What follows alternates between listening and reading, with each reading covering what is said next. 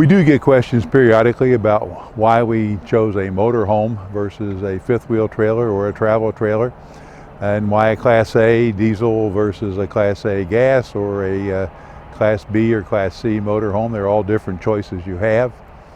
And the choice you're going to make depends upon your own lifestyle, your own desires, really your own ability to finance something or pay for it upright or whatever. And so I thought I'd spend just a few minutes today talking about the specific reasons we chose a large motorhome like this.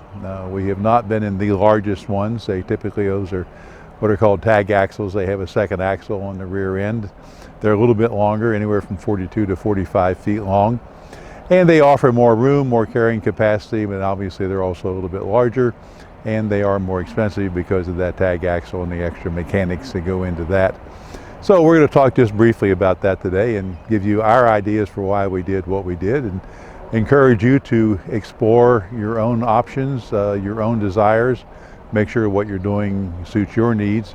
It's not important to consider what someone else thinks is the best thing to do, although you can pick up ideas. But I'll go through the reasons we chose a Class A diesel motorhome versus some of the other choices and what we thought the trade-offs were.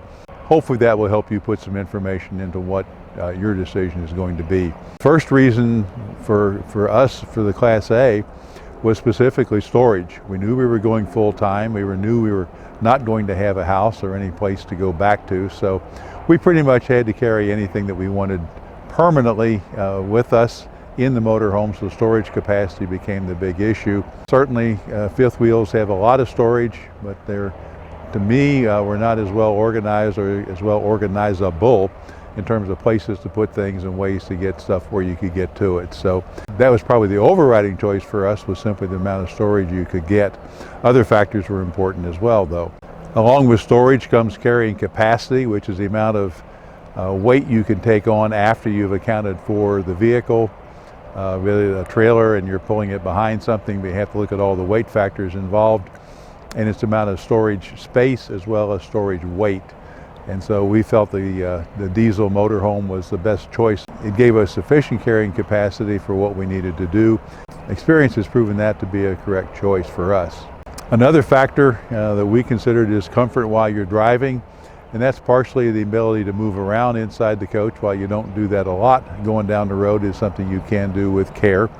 And everyone is encouraged, of course, to wear seat belts in whatever vehicle you're traveling in. But with the motorhome, you do have access to most of the interior. Certainly you have access to the kitchen area and the bathrooms, which are two important parameters, not perhaps so much for the driver, but certainly for any passengers going along. The access to the kitchen and internal storage where you have food and snacks and things stored are useful, because the other person can access those and then deliver a Coke or a food or whatever to the driver while he's driving, and that makes life a lot easier. Certainly in the case of our two dogs, they like to be up front close to us, but they also have room to move around, and they can reside in different places as we're going down the road.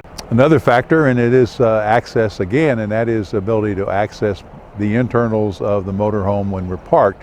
So we certainly stop to put fuel in the motorhome, and we'll stop at a roadside rest, or even at times pull off onto a exit ramp where there's an access ramp to come back on. And that gives us an ability to let the driver have a chance to go take a bathroom break or stretch his legs. And in the case of our dogs, they want to go out periodically too, so that's usually a roadside stop for that. It gives us the ability to get into everything in the vehicle pretty well without having to put slides out. The exceptions in the case of our floor plans have been that you can't get into the back bedroom very well because it's blocked off by the bed itself. If you really need to get to something that's on the other side of the bed, you can crawl across the bed without putting a slide out. In the case of a lot of fifth wheels and travel trailers, you can't really get to much on the inside without putting a slide out, perhaps, especially the modern fifth wheels.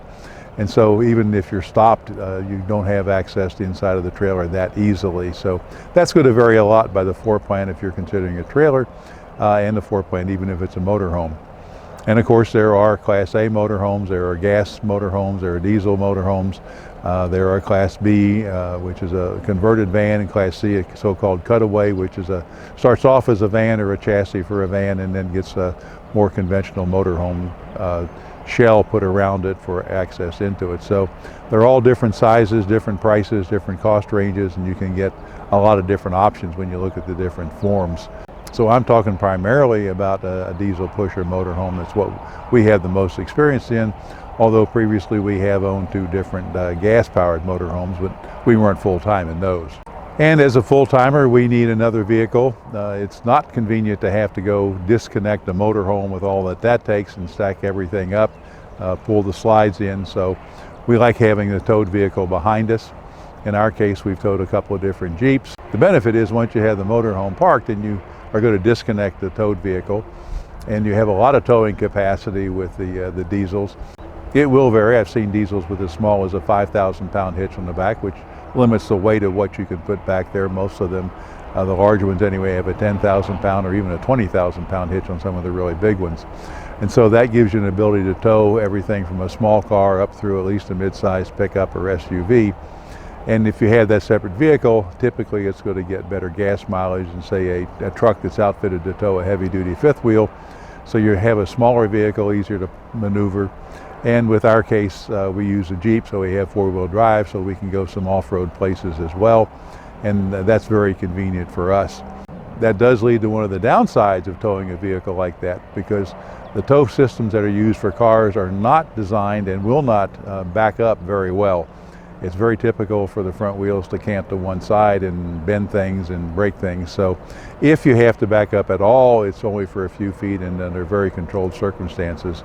So you can have a situation where you're in some place where you absolutely have to back up, and so at that point you're going to have to go disconnect the tow vehicle and back it out of the way first before you can back the motorhome up. In 4 years of full-timing, that has happened to us only one time.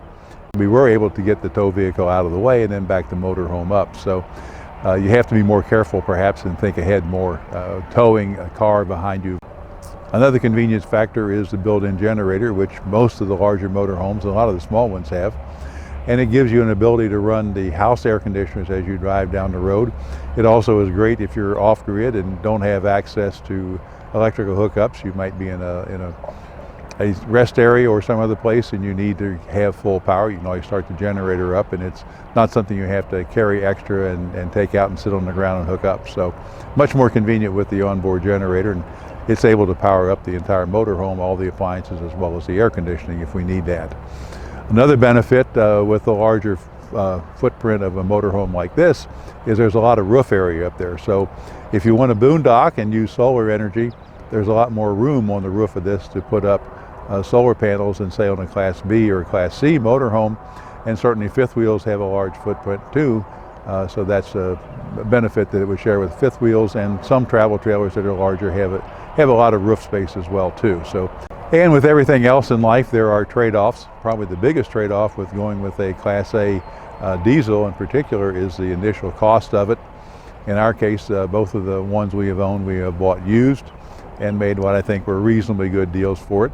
But even with that, the cost for something like this is quite possibly higher than a large fifth wheel and a suitable tow vehicle. So that gets into the equation as a downside for spending the money for it. And of course, you can get price ranges and ages and everything else when you look at the used market all over the place. So again, an individual decision on what you're comfortable with becomes more important than anything else here. Another downside is if the motorhome breaks down and it needs significant repair, it's also your house. So in some cases, you might not be able to even stay in the motorhome while it's being worked on. In a lot of cases, you can. Most RV dealerships that work on these things are familiar with people who are full-time, and they don't have any place else to go live while the motorhome is in the shop. So they make it more or less convenient to stay in the motorhome at night, overnight, and spend it there. You might have to be out of the motorhome during the day, depending on what they're doing and what their particular policies are. But we've always been able to do that with one exception, and we had a motorhome where we were doing some serious remodeling on the interior, having flooring replaced and some of the furniture. And so because of the floor job, we could not be in the motorhome at night. The floors were torn up beyond being usable. So we spent about 4 nights in a motel that time. And that was the only time in 4 years we've had to be out of the motorhome, at least at night, while it's being worked on. And another downside can be, depending on what you're doing, but is the size of the storage tanks. Motorhomes are typically going to have pretty good sized storage tanks, but I also have seen fifth wheels that have significantly larger storage tanks for gray water and black water disposal, as well as a freshwater tank. And you really have to think about boondocking, and you want the freshwater tank to be as large as you can get, and you want the combination of the black and the gray water tanks to be certainly larger than the amount of freshwater you carry. And so typically the gray tank is the larger of the two. And I've seen motorhomes that have larger tanks than ours. I've seen them with smaller tanks. I've seen fifth wheels that have multiple tanks, and in some cases that's great. In other cases, I've seen the layout of how the tanks were connected such that the effective capacity wasn't very usable because just of the arrangement of how they had done the plumbing and so forth. So again, you have to look at the details of what you're considering and how all that works out. I hope you found this short video useful to give you some things to think about of Class A's and their advantages versus some of their disadvantages. If you like the video, please give it a thumbs up. If you haven't subscribed to the channel yet, we'd appreciate it if you would do that. That's a help to us. In the meantime, we hope to see you on the channel next week, or maybe as we travel the highways and byways of America, we'll run into you in a campground. If we do, look us up.